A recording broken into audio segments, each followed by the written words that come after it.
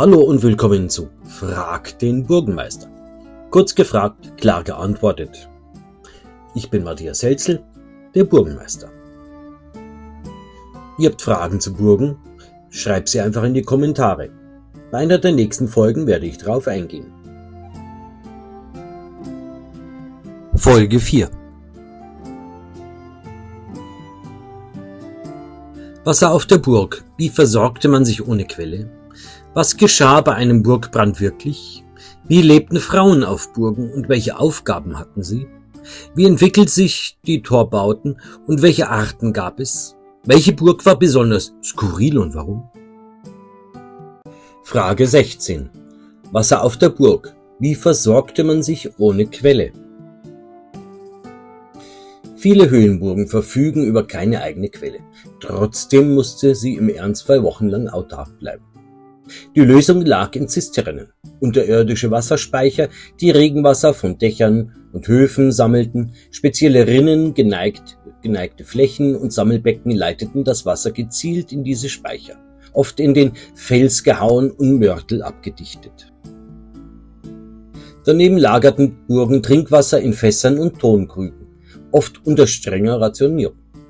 Fernleitungen aus Holz oder Ton gab es zwar auch, sie waren aber störanfällig und bei Belagerung riskant. Kurz gesagt, auch ohne Quelle war eine Burg nicht schutzlos, wenn sie klug gebaut war.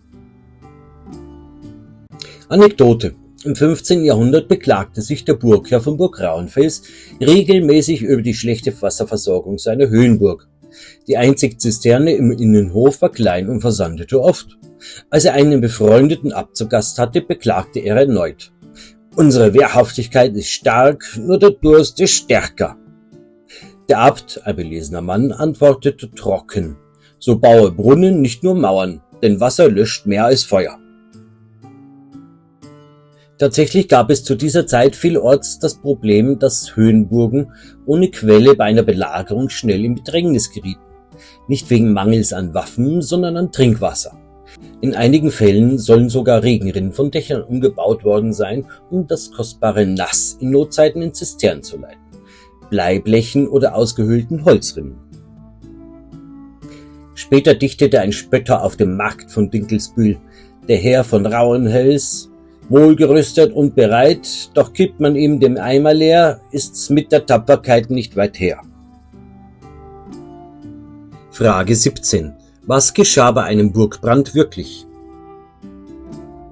Ein Brand auf einer mittelalterlichen Burg war mehr als nur ein Feuer. Er war eine Katastrophe mit weitreichenden Folgen. Besonders gefährdet waren die hölzernen Innenstrukturen. Decken, Galerien, Treppen oder Vorratsböden konnten in kurzer Zeit vollständig zerstört werden. Auch Getreidespeicher, Möbel und Vorräte waren meist verloren. In dicht bebauten Burganlagen breitete sich ein Feuer oft unkontrolliert aus, konnte Wohnbauten, Wirtschaftsgebäude oder ganze Wohntürme erfassen. Neben den baulichen Verlusten bedeutete ein Brand auch Versorgungsengpässe, Obdachlosigkeit und eine massive Schwächung der Verteidigung. Zur Vorbeugung achtete man bereits im Mittelalter auf praktische Brandschutzmaßnahmen. Feuerstellen wurden auf steinerne Herdplatten eingerichtet, Rauchabzüge verbessert. Besonders gefährdete Bauten wie Backhäuser oder Schmieden wurden, wenn möglich, außerhalb der Kernburg errichtet, um Funkenflug fernzuhalten. Auch Steinbauweise war in exponierten Bereichen bevorzugt. Gedeckt wurden die Dächer, sofern finanzierbar, mit Ziegel oder Schiefer statt mit leicht entflammbaren Holzstindeln oder Stroh. Zur Brandbekämpfung selbst standen oft nur einfache Mittel zur Verfügung. Wassertröge wurden in gefährdeten Bereichen bereitgestellt, ebenso Leder- und Holzeimer, mit denen Wasser schnell transportiert werden konnte. Womöglich legte man Löschteuche oder nutzte Wassergräben außerhalb der Burg an. Innerhalb waren Zisternen und Brunnen überlebenswichtig, nicht nur zur Versorgung, sondern auch zur Feuerbekämpfung. Deshalb verfügten manche Burgen sogar über mehrere Zisternen an verschiedenen Stellen der Anlage, um im Ernstfall schnell reagieren zu können. Löscharbeiten blieben dennoch riskant, vor allem bei starkem Wind oder nachts. Anekdote: Auf einer kleinen Burg in Franken soll einst ein Küchenjunge schuld an einem nächtlichen Feuer gewesen sein. Nicht etwa durch Nachlässigkeit, sondern weil er einem neugierigen Fuchs eine brennende Fackel hinterherwarf, der sich in die Vorratskammer geschlichen hatte. Der Fuchs entwischte die Fackel leider nicht.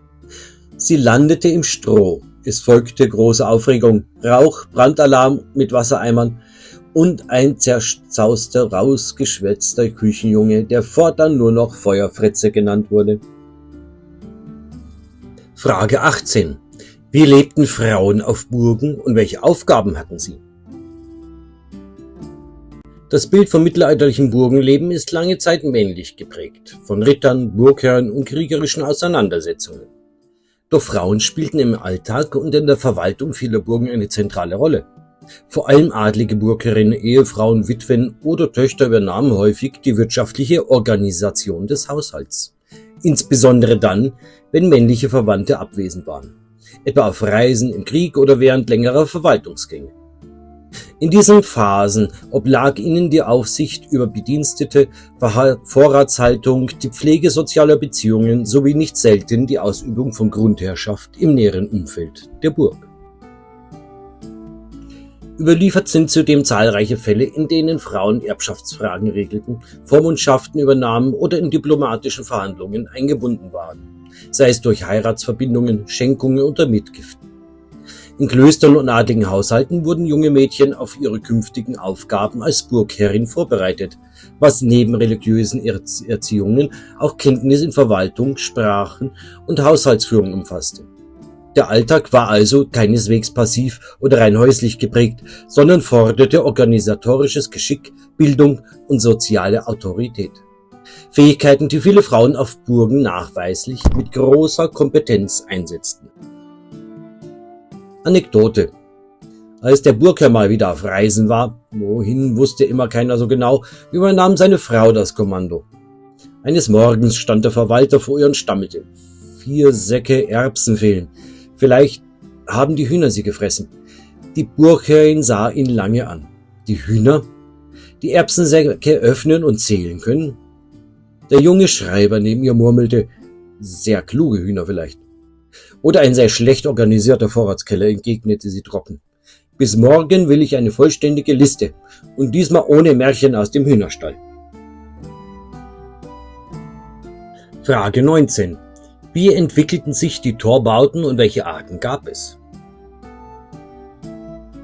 Torbauten waren zentrale Elemente mittelalterlicher Burgen.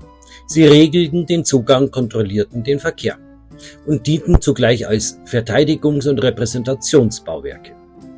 Frühe Toranlagen waren meist einfache Durchfahrten mit Holztoren, später kamen massive Steintorbauten mit flankierenden Türmen hinzu. Im Hochmittelalter wurden sie zunehmend komplexer. Zugbrücken, Fallgatter, Wurferker, Schießscharten und Zwingeranlagen sicherten den Eingang zusätzlich. Man unterscheidet verschiedene Typen. Einzeltore, einfacher Durchgang, Turmtore, Torbau mit integriertem Torturm, Torkomplexe mit mehreren Verteidigungsstufen, sogenannte Barbakane und Vortore, die im äußeren Zwinger lagen. Im Spätmittelalter gewannen auch Repräsentations- und Symbolik an Bedeutung. Wappen, Inschriften oder kunstvoll gestaltete Fassaden zeigten Macht- und Herrschaftsanspruch. Das Tor wurde zur Visitenkarte der Burg. Hier die Burg Hoch Osterwitz in Kärnten mit 14 Toren, schon etwas übertrieben fast.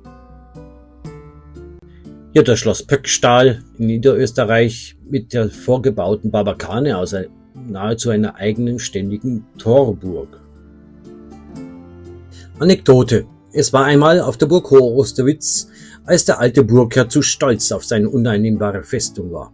14 Tore prahlte er, 14 eiserne Schlösser, selbst der Teufel käme da nicht durch.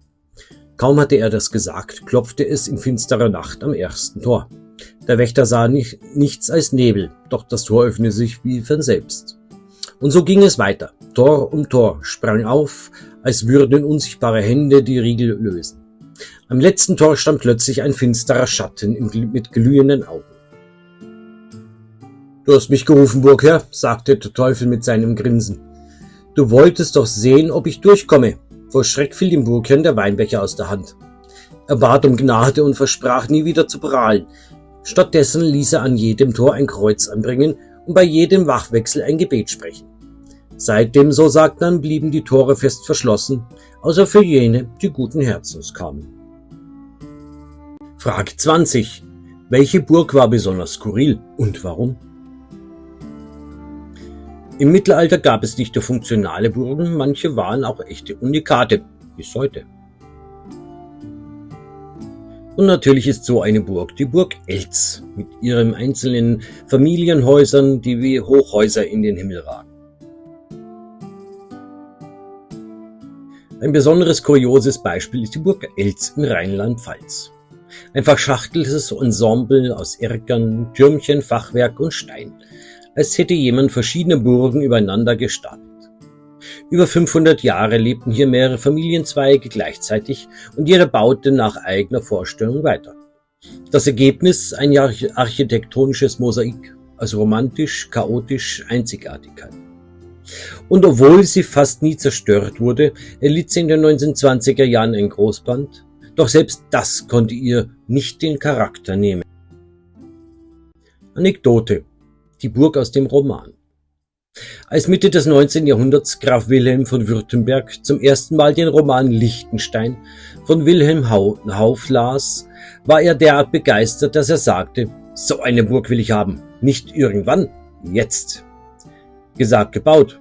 Direkt auf einem steilen Felsen im Mechertstal ließ er sich ein Schloss errichten, nicht zum Kämpfen, sondern zum Gucken.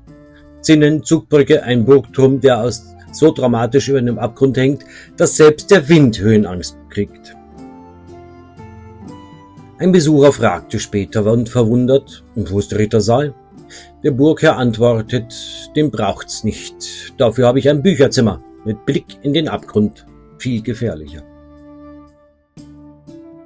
Geschichte ist kein Geheimnis. Man muss nur wissen, wo man fragt. Das war's schon wieder. Bis zur nächsten Folge. Fragt den Burgenmeister. Und abonnieren und liken ist kostenlos.